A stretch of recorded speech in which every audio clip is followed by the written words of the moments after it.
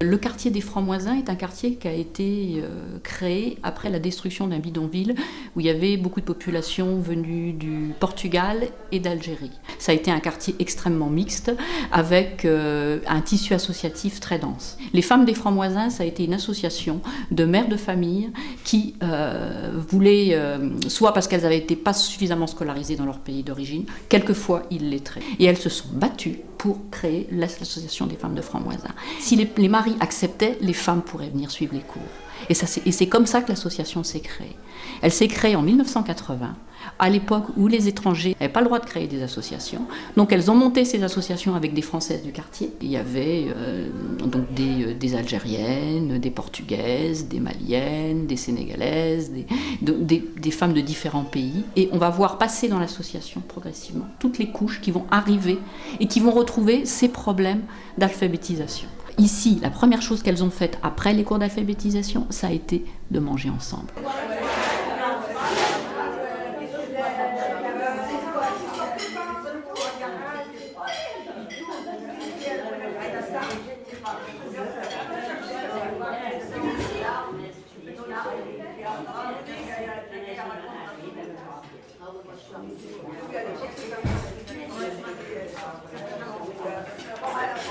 Ça fait quelque chose de différent quand on mange ensemble. C'est pas comme l'habitude. L'habitude, on fait le cours et on parle, mais je crois que c'est... Comme même famille, comme ça. C'est plus familial. Ouais. Quand je viens aujourd'hui, je suis très contente pour voir Mikoba maintenant, tous les Mikoba. C'est pour ça que je suis très contente aujourd'hui. Nous, ici en Francs-Moisins, nous sommes capables pour sortir et pour parler. Les femmes d'aujourd'hui, il faut défendre, il faut parler. Il faut sortir. Quand il faut du mal, il faut parler. Dans notre quartier, il y a quelque chose qui n'est pas marché bien qui fait marcher du mal. Il faut faire comme ça, il faut faire comme ça, parce que le quartier, pour partir en marche. Mon mari, il restait longtemps au travail et moi, je reste à la maison sans parler avec quelqu'un et je trouve que j'ai beaucoup de choses à dire. C'est ça. Mais il faut aller à la psychologue.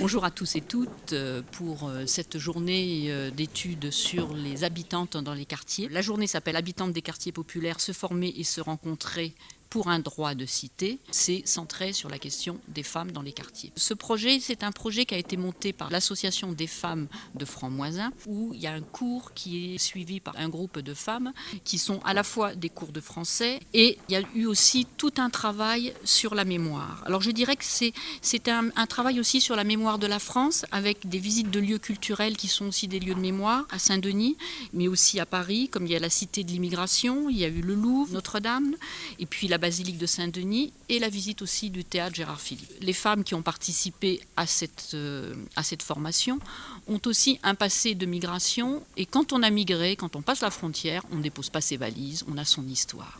Quand je suis arrivée en France, je me suis dit qu'il fallait parler français. J'ai cherché les cours et j'ai trouvé. J'ai trouvé à l'association des femmes de Francs-Moisins.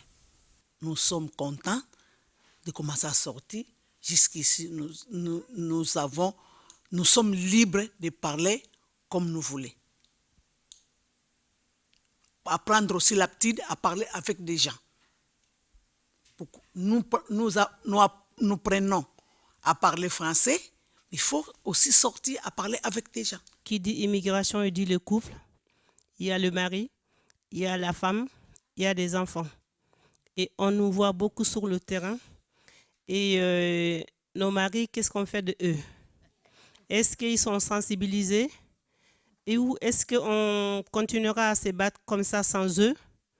Parce qu'on peut se battre sur le terrain, ce qui veut dire qu'on ne sera plus les femmes soumises qu'on était dans notre famille. Et souvent, on voit que la femme y va vers les chamboulements de la vie familiale. Parce que l'autre à côté n'est pas sensibilisé, n'est pas prête à accepter la femme qu'on veut être nous aujourd'hui, parce que c'est le ras-le-bol qui nous a poussés sur le terrain. Et parce que la citoyenneté n'est pas un acte individuel, parce que la citoyenneté, c'est un acte qui commence par l'expression. Et c'est très bien ce que vous avez dit, madame, parce que savoir s'exprimer, c'est savoir être. Et être, on ne peut pas être tout seul. D'où la volonté de s'organiser, créer une association et pratiquer sa citoyenneté. Et à chaque fois qu'il y a une association qui a cette volonté qui se crée, c'est parce que socialement, le pouvoir, que ce soit national, régional, local, il laisse des absences, il laisse des vides, il laisse des lacunes, et les associations se créent pour demander à combler ce pouvoir-là. Justement, il y a eu tout un projet qui a été mené avec le théâtre Gérard Philippe, ancré sur le quartier des Francs-Moisins, qui était que les femmes prennent la parole avec tout un travail sur la mémoire et sur l'identité du quartier. Et ce projet a donné lieu à une pièce qui a été jouée aux Archives nationales à Saint-Denis, qui est une pièce qui a été montée avec Didier Ruiz et qui a fait tout un travail avec Adjera, avec l'Association des femmes de Francs-Moisins et le groupe sur la mémoire et l'identité. Ça fait 3 ans que je venais ici en France. Je ne trouve pas le courage de parler avec les gens que je ne connais pas. Et grâce à ce spectacle, maintenant, je sens bien et j'ai le courage de parler avec les gens. J'étais très triste et très peur. Parce que quand je parlais, j'ai dit que quand je parlais, les gens qui disent que elle parle quoi? Elle parle quoi? Maintenant, dans le niveau de l'association, moi encore je suis comme les femmes de France. J'ai trouvé moi comme l'oiseau qui s'envole. J'ai très très contente. J'ai après mon mari qui vient me chercher.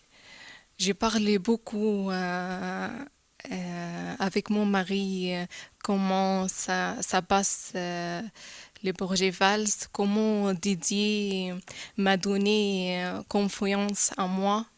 Mais après le spectacle, je me sentis comme je suis en partie de France. Je suis là. Je suis avec tout le monde. Je suis capable d'être une partie de cette pays.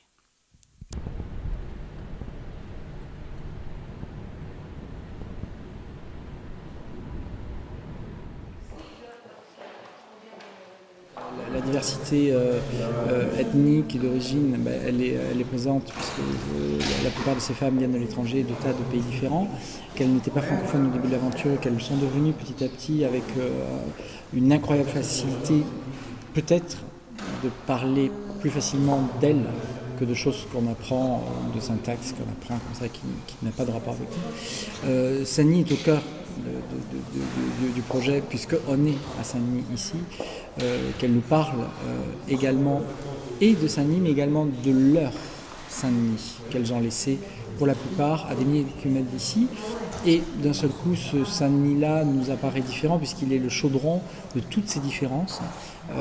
Et qu'au final, les différences, on le sait bien, elles sont formidables parce qu'elles sont des différences, et en même temps, elles ne le sont pas tant que ça. Et qu'on finit par se rendre compte que les émotions des uns recroisent les émotions des autres. Et c'est aussi pour ça qu'on fait ce travail. Quand je suis descendue à l'avion, il faisait très soleil. J'étais très choquée parce que mon pays, c'est pas comme ça. Je suis bangladeshi. Jour le mariage, j'ai très peur, j'ai très inquiète, j'ai très triste parce que je change c'est pas même ville, c'est pas même pays. Et je change d'autre pays. Et pour ça, j'ai très peur. Quand j'étais au 6e, en Égypte, dans la ville Alexandrie, j'étais au collège, il s'appelle Fawzi Mouez. Il était à côté chez nous. Ma mère m'a dit, si tu as de bonnes notes cette année, je te ramènerai un cadeau.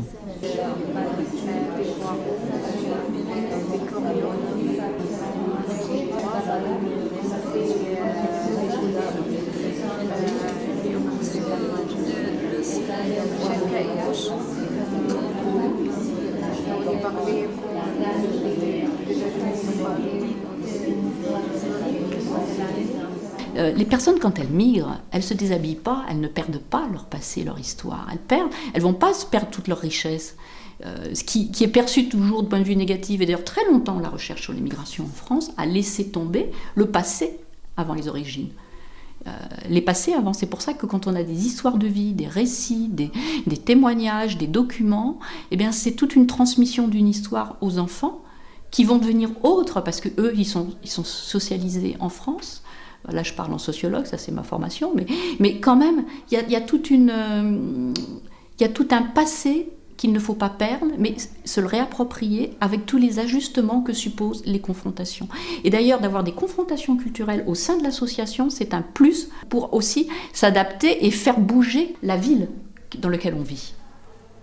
Si tu m'aimais, prenez tel que je suis, ne cessez pas savoir si je suis riche ou pas.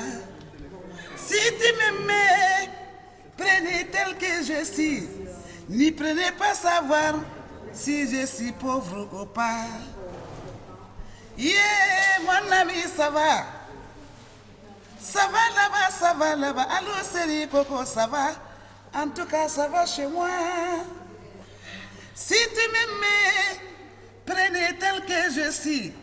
Ne cessez pas savoir si je suis pauvre ou pas. Si tu m'aimais, prenez tel que je suis. Ne cessez pas savoir si je suis riche ou pas. Yeah, tu m'as demandé ici. Tu m'as demandé depuis que la volée la niso. Yeah, Didier, aïe, puis ma duniyada. Mbeguna goma Didier, ala bidia, kamerama bidia. Kuna de kele bane ala mandi. Ibunya lokele tombo. Yeah, mogodo mankanya diaro. Ya Didier niso. Mbeguna goma. Gelinara kabo Afrique du Kokoloka. Kanasi Franci, ni Kanye Didier la sababu le kansia. Didier, bonsoir. Comment allez-vous Didier? Yeah.